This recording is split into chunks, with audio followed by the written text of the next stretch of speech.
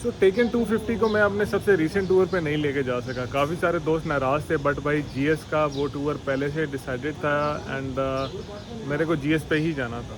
And now अब जब taken आ गई है तो हम थोड़ा आराम सुकून से इंशाल्लाह इस पे एक बड़ा प्रॉपर किस्म का टूर करेंगे जो आप लोगों को बहुत ज़्यादा पसंद आने वाला है। और उस टूर का डेस्टिनेशन अभी क्यों रिवील करूँ भाई, मैं तभी बताऊँगा जब मैं जाऊँगा। अब ज़रा अप क्लोज़ आपको बाइक दिखा दूँ एक दफ़ा। अस्सलाम वालेकुम एवरीवन, मेरा नाम हारिस है। आप सब हॉटस्टार पाकिस्तान ऑफिशियल देख रहे हैं। Welcome to another exciting video. आप लोगों की सबसे फेवरेट बाइक जिसके बहुत ज़्यादा कमेंट्स आते हैं कि भाई टेकन 250 का डिटेल्ड रिव्यू दो। टेकन 250 की एक वीडियो के बाद वो गायब हो गया। भाई वो गायब नहीं हुआ, टेकन 250 घर पे खड़ा हुआ था और उसकी रीज़न ये है कि मैं लाहौर आते साथ ही काफ़ी सारे छोटे छोटे प्रोजेक्ट्स में बिज़ी हो गया। ऑफिस प्लस अपने प्रोजेक्ट्स जो हैं उन सारी चीज़ों में टाइम निकालना was a bit tricky, but finally today is Sunday. आज मैं ये वीडियो लेके आप लोगों के लिए आ गया हूँ और हम करेंगे गपशप टेकन के बारे में। टेकन को लाहौर लाने का सफ़र जो था ना, दैट वाज वेरी वेरी मज़ेदार। बहुत ज़्यादा एंजॉय किया मैंने और अहमद ने एंड आई होप आप लोगों ने वो व्लॉग देखा होगा और एंजॉय भी किया होगा। अब स्टार्ट कर लेते हैं जनाब अली टेकन की डिटेल से और आप लोगों को बताते हैं कि इस बाइक का क्या सीन है, क्या मुस्तकबिल है और हम इस पे टूर कहाँ का कर रहे हैं। टेकन 250 को मैं अपने सबसे रीसेंट टूर पे नहीं लेके जा सका। काफ़ी सारे दोस्त नाराज़ थे, बट भाई जीएस का वो टूर पहले से डिसाइडेड था एंड मेरे को जीएस पे ही जाना था। एंड नाउ अब जब टेकन आ गई है तो हम थोड़ा आराम सुकून से इंशाल्लाह इस पे एक बड़ा प्रॉपर किस्म का टूर करेंगे जो आप लोगों को बहुत ज़्यादा पसंद आने वाला है। और उस टूर का डेस्टिनेशन अभी क्यों रिवील करूँ भाई, मैं तभी बताऊँगा जब मैं जाऊँगा। अब ज़रा अप क्लोज़ आपको बाइक दिखा दूँ एक दफ़ा। अच्छा, तो सबसे पहले स्टार्ट कर लेते हैं टेकन 250 के फ्रंट से। फ्रंट पे ये बाइक यूज़ करता है इन्वर्टेड फ्रंट फोक्स और एक जनाब अली सिंगल डिस्क मिल जाती है आपको with dual piston calipers. Disc का साइज़ काफ़ी बड़ा है जो इतने 138 किलो के हवाई जहाज़ को रोक सकता है आराम से। अब टायर साइज़ की अगर मैं बात कर लूँ तो फ्रंट टायर जो है ना वो काफ़ी ह्यूज है, नॉबी टायर लगा हुआ है और ये इस बाइक के साथ आने वाले जेन्युइन टायर्स ही हैं। टायर्स अभी तक रिप्लेस नहीं हुए। 110, 90, 17 ये इम्पोर्टेड टायर्स हैं कोई, ठीक है, और मेड इन ताइवान है ये ब्रांड। ट्यूबलेस टायर्स हैं, नॉबी हैं, बड़े मज़ेदार किस्म के लगते हैं। उसके बाद जनाब अली अगर मैं आगे बढ़ूं तो मैं आपको दिखाता हूं इसकी फ्रंट सस्पेंशन। ये इसकी फ्रंट फोक्स आप ऊपर से देख सकते हो, ठीक है। मज़ेदारी की जो बात है वो इस बाइक का ये इंस्ट्रूमेंटल पैनल है।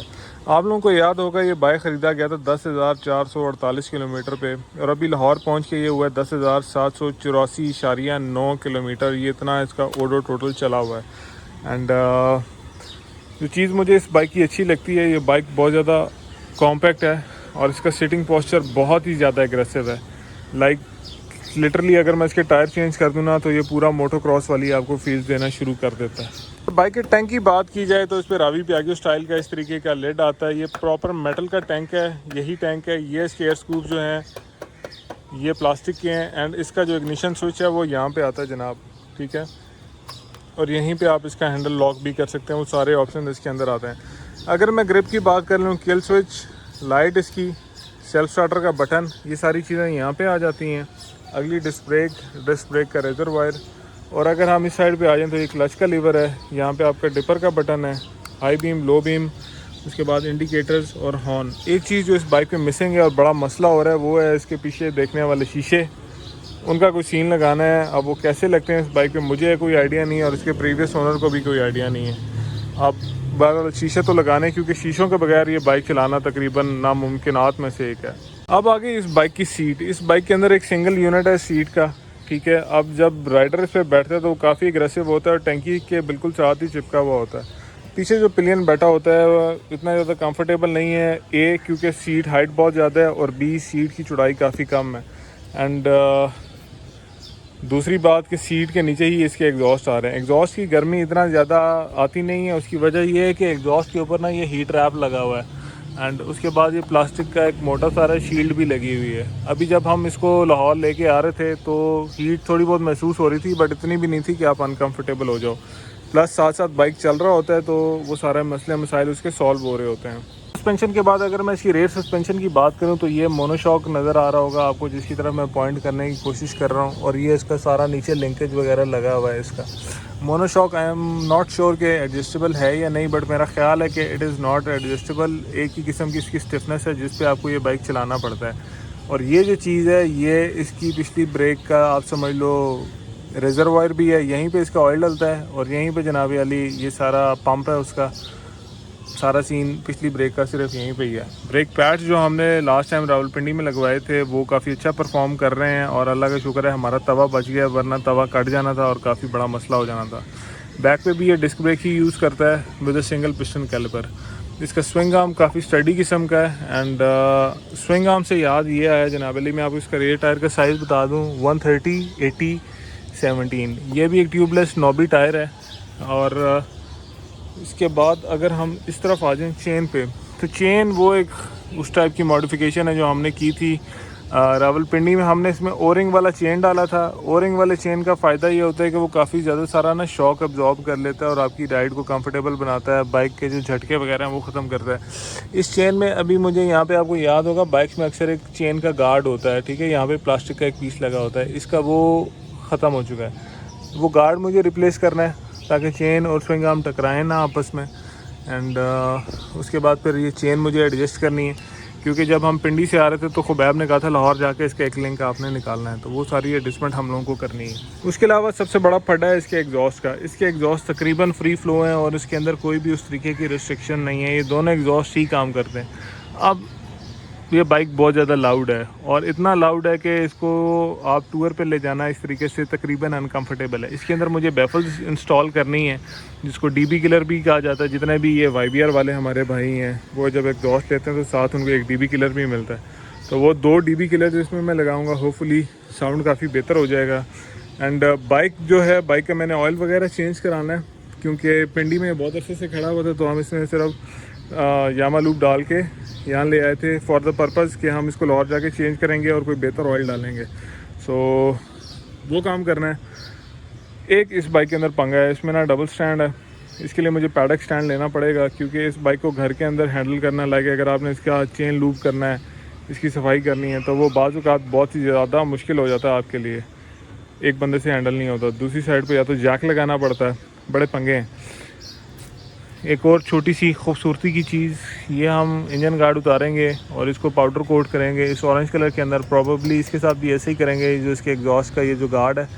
और एग्जॉस्ट से यार हीट बहुत आती है पाँव के ऊपर, तो कोशिश करेंगे कि इस पार्ट पे भी हम हीट रैप लगा लें।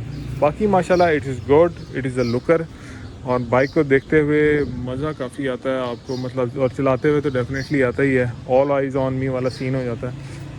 अब ज़रा बाइक स्टार्ट करके ना मैं आपको आइडल पे इसकी आवाज़ सुनाता हूँ, फिर आप लोग मुझसे एग्री करोगे।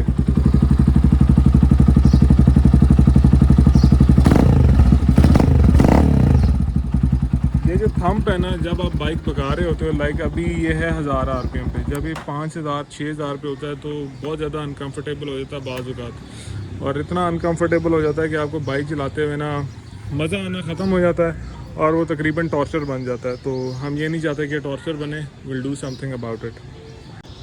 तो भाइयों ये थी सारी अपडेट्स टेकन 250 साहब के बारे में। टेकन 250 साहब इधर ही हैं, कहीं नहीं जा रहे, आप बिल्कुल टेंशन न लें, चिंता ना करें इसके ऊपर। इंशाल्लाह इसके छोटे मोटे काम शाम करा के इसको प्रॉपर सा डिटेल करके इस पर शीशे लगा के इसके एग्जॉस्ट में वेफल्स वगैरह डाल के I will get back to you very soon इंशाल्लाह। आप लोगों ने अभी करना ही है कि अगर आप अपने इस प्यार से खिलौने को कोई नाम देना चाहते हैं तो यू आर फ्री।